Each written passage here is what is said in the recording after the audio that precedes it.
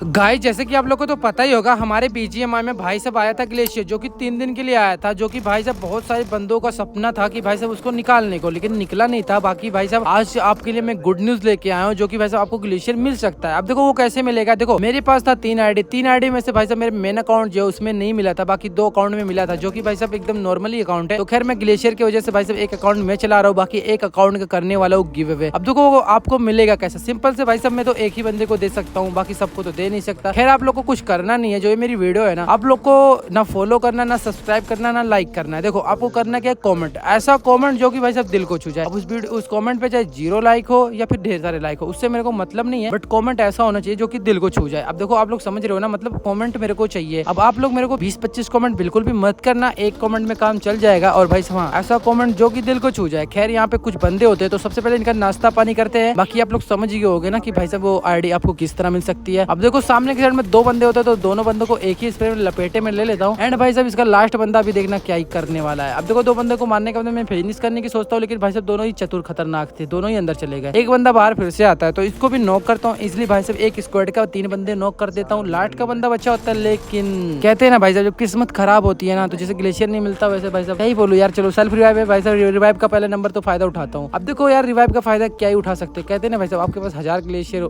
Sorry 1000 crate हो या कुछ भी क्रेट हो, फायदा क्या घाटा ही यार, कुछ फायदा नहीं है। भाई साहब फटाफट कमेंट करो, आपको देने वाला हूँ, आ जाओ।